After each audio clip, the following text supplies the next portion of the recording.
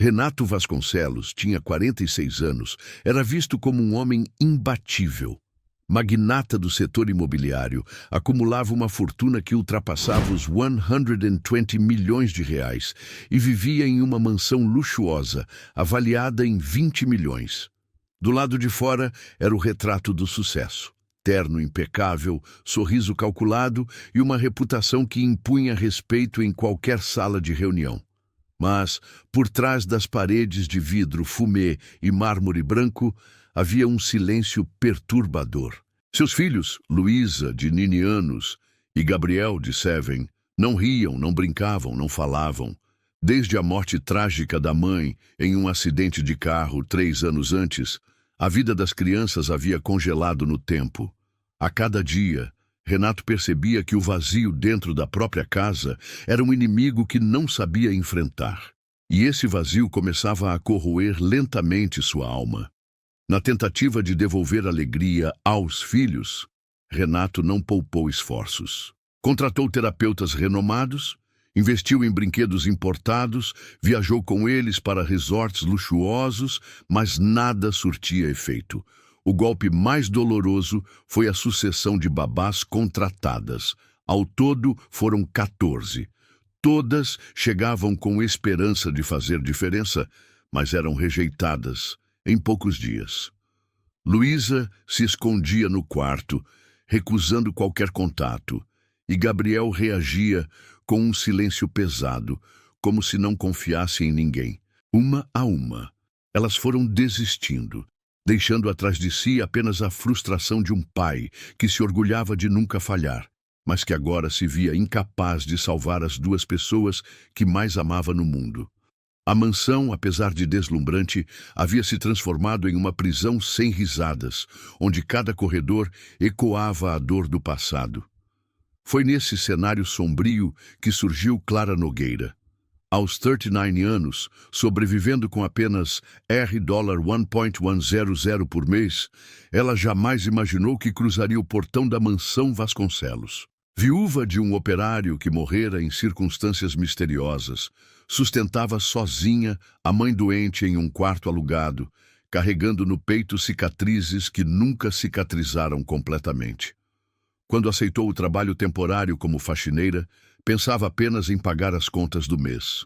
Mas Clara carregava consigo algo que não estava em nenhum currículo, uma força silenciosa moldada pela dor, pela perda e pela resiliência. Renato a viu pela primeira vez como apenas mais uma funcionária. O que ele não sabia era que aquela mulher simples estava prestes a quebrar um ciclo de silêncio que durava anos, e junto com isso, revelar segredos que ele jamais imaginaria ouvir dentro da própria casa. Naquela manhã cinzenta, Clara entrou pela primeira vez na sala principal da mansão. O ambiente era imenso, decorado com lustres de cristal e tapetes importados, mas o que realmente chamava a atenção não era o luxo, e sim o silêncio sepulcral que pairava sobre tudo. No sofá, Luísa e Gabriel estavam sentados lado a lado, imóveis, os olhares perdidos em uma televisão desligada. Clara, com seu uniforme simples e a expressão serena, percebeu de imediato o peso invisível que dominava aquele espaço. Enquanto passava pano no chão frio de mármore, sentiu uma pontada no peito. Era como se pudesse enxergar nos olhos das crianças a mesma dor que um dia a esmagou. E sem planejar, ela começou a cantarolar baixinho uma melodia esquecida. Era uma canção antiga, que sua mãe lhe ensinara quando ainda era criança. Uma música suave, carregada de ternura, que Clara não cantava havia anos. O som ecoou delicado pelos corredores da mansão, quebrando a monotonia. Renato, ocupado em uma ligação no escritório, não percebeu o que acontecia, mas Gabriel levantou os olhos lentamente e fixou-os nela. Foi apenas um instante, mas um instante suficiente para revelar algo. Pela primeira vez em 3 anos, ele reagia a alguém de fora.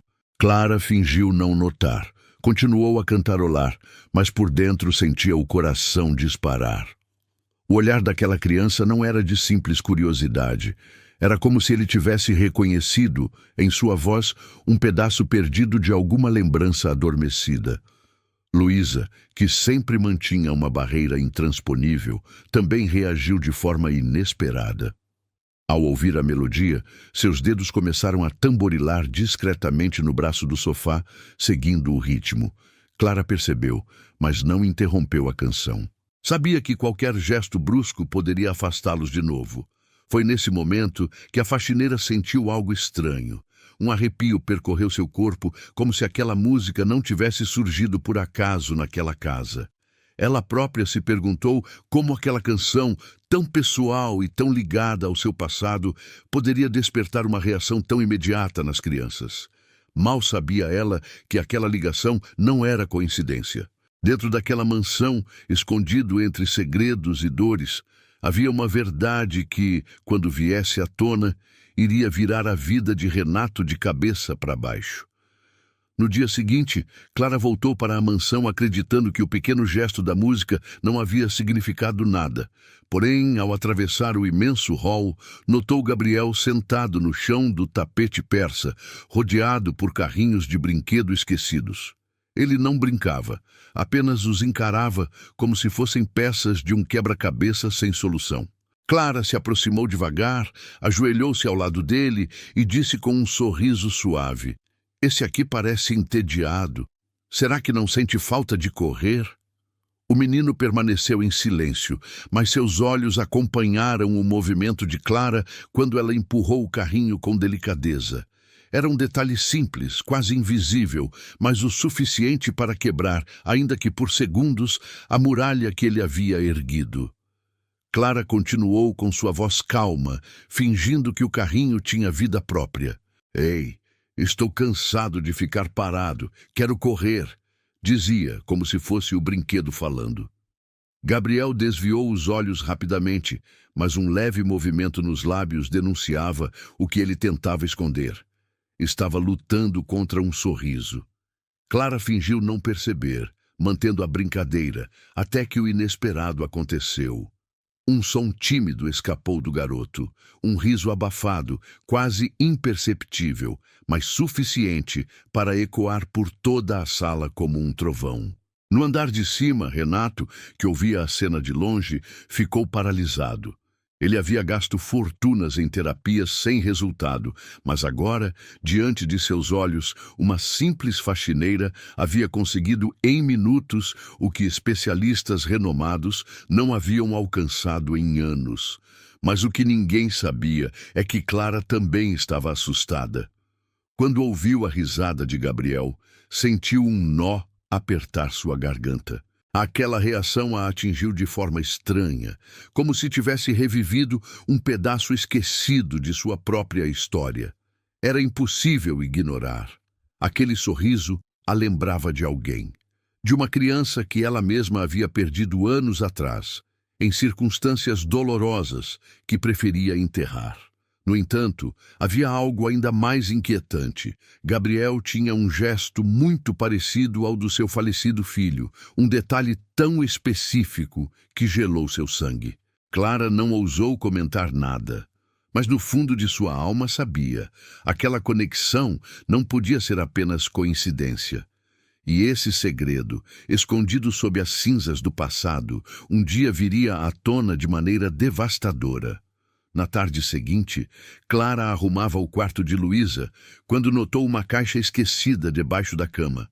Não resistiu à curiosidade e a puxou com cuidado. Dentro havia dezenas de desenhos infantis. Todos mostravam a menina ao lado da mãe falecida. Clara sentiu o coração apertar diante daquelas figuras coloridas, carregadas de saudade. Quando Luísa entrou e a viu segurando os papéis, congelou. Por um instante, pareceu que iria gritar ou expulsá-la do quarto, como havia feito com todas as outras funcionárias. Mas, em vez disso, a garota ficou em silêncio, observando. Clara, sem dizer palavra, pegou um lápis e começou a desenhar também, sentando-se no chão como se fosse apenas mais uma criança. O desenho de Clara era desajeitado, mas sincero. Dois corações se tocando, ligados por um laço. Ao mostrar para Luísa, a menina não conteve uma risada curta, tímida, mas verdadeira. Foi a primeira vez, em anos, que alguém a ouviu rir. O som suave se espalhou pelo quarto como uma brisa, quebrando o peso que pairava ali. Clara não disse nada, apenas continuou rabiscando, deixando que Luísa se aproximasse por vontade própria. A menina então pegou uma folha em branco e desenhou algo inesperado. 3 figuras de mãos dadas, uma adulta e 2 crianças. Quando terminou, empurrou o papel discretamente na direção de Clara. Aquilo não era apenas um desenho. Era um convite silencioso para ocupar um espaço que até então estava vazio. Renato passava pelo corredor no exato momento em que ouviu a risada da filha. Ele parou, incrédulo, com lágrimas brotando nos olhos. Durante anos, havia se convencido de que nada poderia devolver a alegria às crianças. E agora, em questão de dias, aquela faxineira desconhecida conseguia o impossível. Porém, no fundo do seu peito, crescia também um sentimento inquietante. Clara parecia reagir às crianças de uma forma diferente, quase instintiva, como se houvesse uma ligação invisível entre eles. Naquela noite, incapaz de dormir, Renato revisitou lembranças antigas. E foi então que recordou algo perturbador. Anos atrás, em circunstâncias obscuras, uma criança havia desaparecido de um hospital público da cidade. E, de repente, uma dúvida cruel surgiu em sua mente. Seria apenas coincidência que Clara tivesse perdido um filho naquela mesma época? Naquela noite, quando Clara já se preparava para ir embora, algo inesperado aconteceu. Gabriel correu até ela e segurou sua mão com força, como se tivesse medo de soltá-la. Luísa, logo atrás, a abraçou pela cintura em silêncio. Era a primeira vez, desde a morte da mãe, que as 2 crianças pediam pela presença de alguém. "Você volta amanhã, não é?" sussurrou Luísa com os olhos marejados. Clara, com o coração apertado, tentou disfarçar a emoção e respondeu com um sorriso suave. "Claro que volto, se o seu pai permitir." Ao ver a cena, Renato ficou paralisado. Sentiu um nó na garganta, como se presenciasse um milagre diante dos próprios olhos. Mas junto com a emoção, nasceu também uma inquietação que ele não conseguia controlar. Renato não era homem de se deixar levar apenas pelo coração. Acostumado a investigar negócios, concorrentes e sócios, decidiu olhar mais a fundo a vida daquela mulher que, em poucos dias, havia conquistado seus filhos de uma maneira quase sobrenatural. Pediu discretamente ao administrador da mansão que levantasse informações sobre Clara.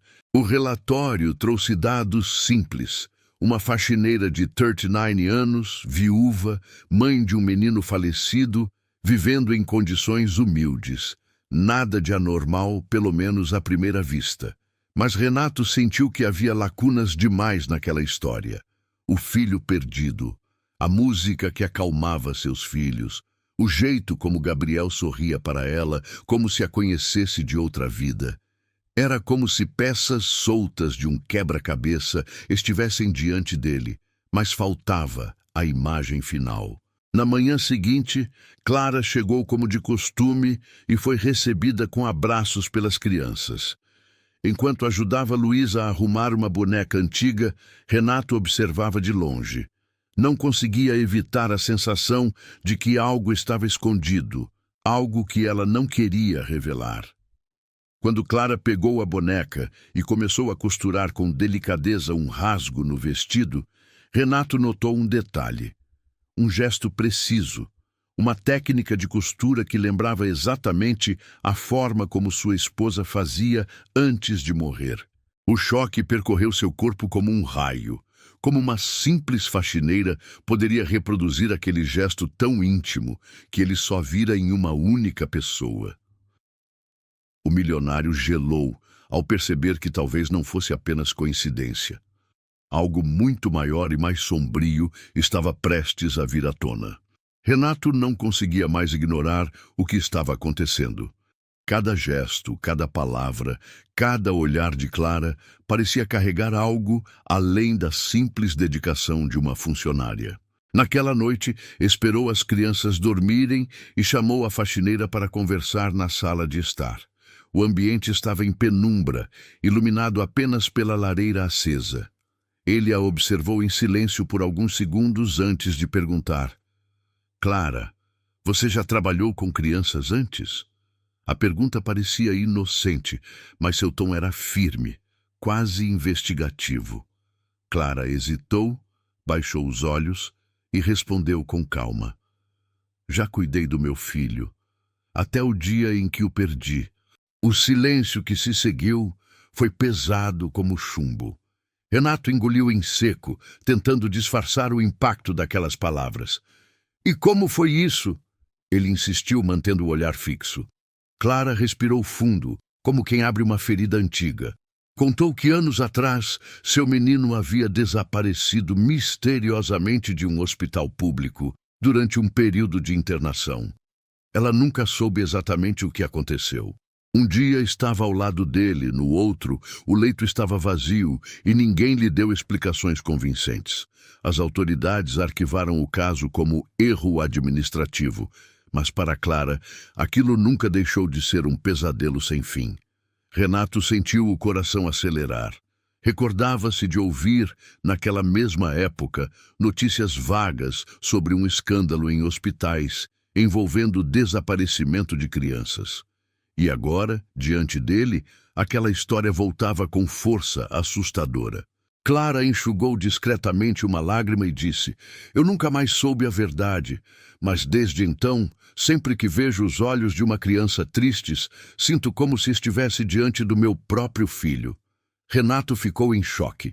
Gabriel, seu filho, tinha a mesma idade que o menino desaparecido teria hoje. O mesmo jeito de sorrir, os mesmos gestos. Era uma coincidência cruel demais para ser ignorada. Ele não disse nada, mas por dentro sua mente gritava: e se Gabriel não fosse apenas seu filho biológico? E se houvesse uma ligação sombria entre a dor de Clara e a história de sua própria família? O milionário percebeu que o chão sob seus pés começava a rachar e que a verdade escondida poderia ser devastadora. Mas o pior ainda estava por vir. Nos dias seguintes, Renato não conseguiu descansar. A revelação de Clara sobre o desaparecimento do filho martelava em sua mente como um eco interminável. Ele começou a investigar por conta própria, vasculhando documentos antigos da família e até relatórios médicos guardados em cofres. Uma noite, encontrou uma pasta esquecida em uma gaveta do escritório de sua falecida esposa. O coração acelerou quando percebeu que ali havia prontuários de um hospital público, com datas coincidentes às do desaparecimento mencionado por Clara. Entre as folhas amareladas, havia anotações feitas à mão pela própria esposa, como se ela tivesse tido acesso a informações confidenciais que nunca compartilhou com ele. Renato sentiu o sangue gelar. Por que sua mulher teria registros de um caso tão obscuro? No meio daqueles papéis, um detalhe chamou mais ainda sua atenção: o nome do menino desaparecido. Estava escrito claramente, sublinhado à caneta. Renato leu em voz alta, com as mãos trêmulas: Arthur Nogueira. O mundo parou. Era o mesmo sobrenome de Clara. Ele recostou na cadeira tentando raciocinar. A possibilidade era aterradora. Seria Gabriel, seu próprio filho, na verdade Arthur, o filho perdido daquela mulher que agora limpava sua casa? A semelhança nos gestos, o olhar reconhecedor, o vínculo inexplicável, tudo fazia sentido, mas a mente de Renato se recusava a aceitar tamanha coincidência. Se fosse verdade, significava que toda a sua vida, desde a morte da esposa, estava cercada por segredos muito mais sombrios do que ele poderia imaginar. Atordoado, Renato desceu até a sala, onde Clara terminava de organizar os brinquedos das crianças.